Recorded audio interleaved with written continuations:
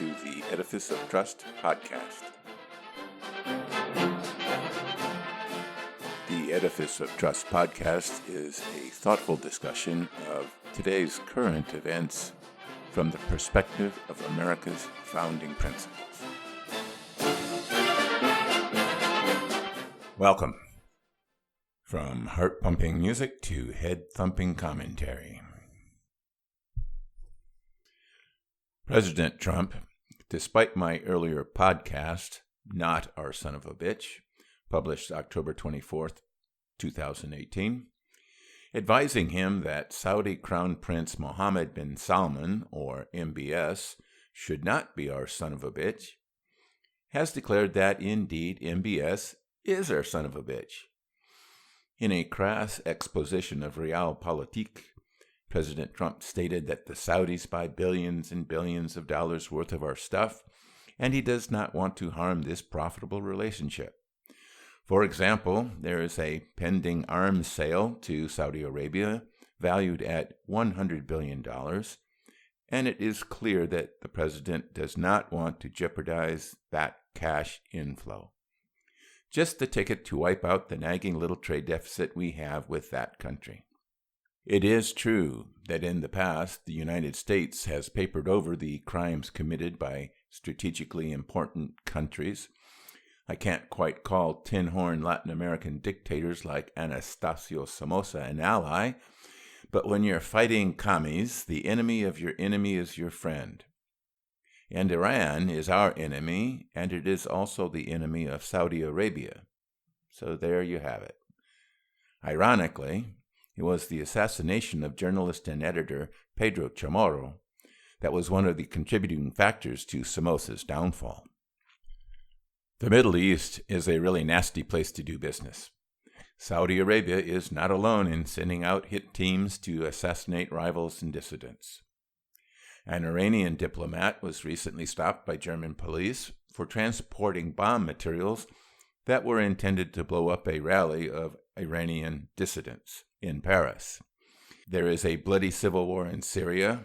ISIS has converted from a caliphate to a terror cell, and there are riots in Pakistan because the government declined to execute a Christian woman for blasphemy. Also keep in mind that the reason the Turkish government has tapes of Khashoggi's murder is that they were obviously spying on the Saudi consulate. It is hard to be involved in the region without getting your hands dirty. But President Trump was very blatant about the reasons why he was not going to put more sanctions on Saudi Arabia or call out the Crown Prince for the murder. It all came down to money. That's why most people do business in the Middle East, as long as they don't mind getting their hands dirty. The Europeans don't mind paying a little backsheesh to get a juicy contract, and the Chinese excel at that. Americans trying to do business in the Middle East and other parts of the world do so with one hand tied behind their backs. For Americans, a little backsheesh might mean a little jail time. When I worked in Africa, the American companies all told me that they kept losing contracts to the French and the Italians because the Foreign Corrupt Practices Act prevented them from matching their offers. The Foreign Corrupt Practices Act, or FCPA, no doubt has reduced the exports of American products around the world and thus contributed to our gargantuan trade deficit. Why should we care if a foreign leader dishes out contracts based on the bribes he receives? He, or she, is breaking local laws and harming the citizens of his, or her, country, not ours. And our refusal to pay out bribes won't stop the practice. It just means that companies from other countries and their workers will benefit from these sales instead of our companies and workers. President Trump was quoted by the New York Times as saying the FCPA is a horrible law, and was also reported to have said that the world is laughing at us for enforcing it. But the Foreign Corrupt Practices Act is an expression of American principles. It is wrong to bribe government officials in the United States, and it is wrong to do so in other countries. American exceptionalism is not based on our GDP or the New York Stock Exchange. It is based on our principles. And the founders declared that these universal principles apply to all men and also women. We can't be good citizens and true to our principles in our country and bad citizens ignoring our principles in other people's countries. President Trump does not believe in America's principles. He thinks that people are laughing at us because we try to live by our principles. He thinks principles prevent us from being great again. But America was exceptional long before it was big and strong. Jefferson knew it in 1802, and de Tocqueville noted it when he came to America in 1831. It was American exceptionalism that made us great, and it was our principles that made us exceptional. President Trump's vision of American greatness is not based on principles, but on size, power, and money. That might make a great big bully, but it doesn't make a great and exceptional country. So it is easy for President Trump to forsake principles and overlook the crimes of Crown Prince Mohammed bin Salman because it is profitable to do so. No doubt he thinks that many of our founding principles are horrible and that people are laughing at us for trying to live up to our principles. But how great will we be if we are as unprincipled as everyone else? And now for a brief message.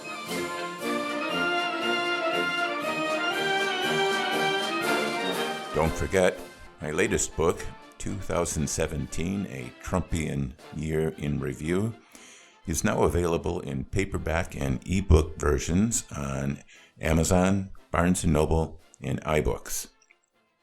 Also available are my previous publications, Principled Policy and Edifice of Trust. And if you want some adventure, try my novel, Tawantin Suyu.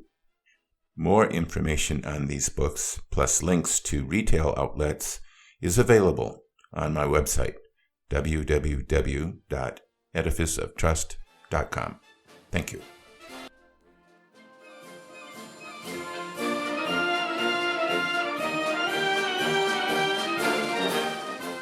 Welcome back.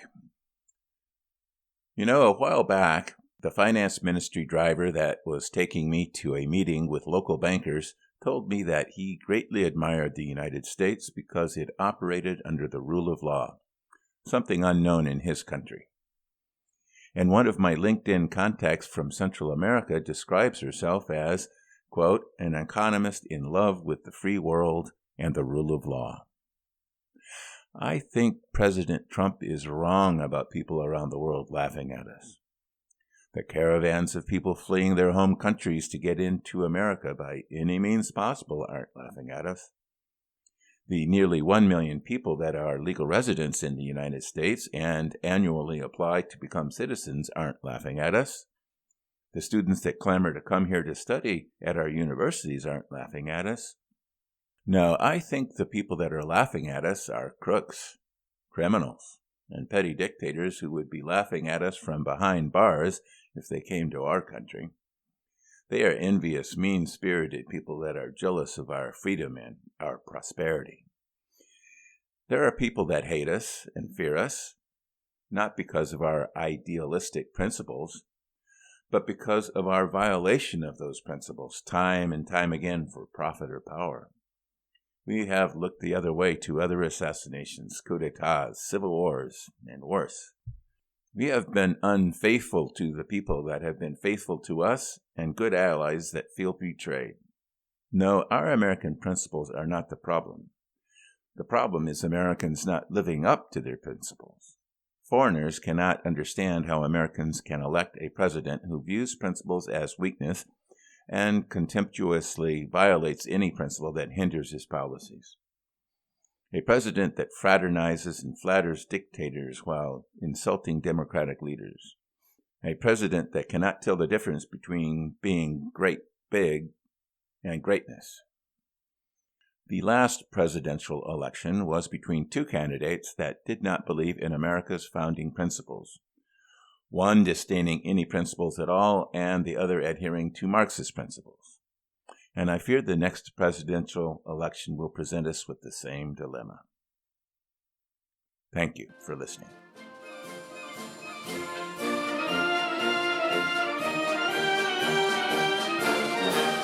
Thanks for listening to my podcast. If you would like to hear more Edifice of Trust podcasts, please don't forget to subscribe.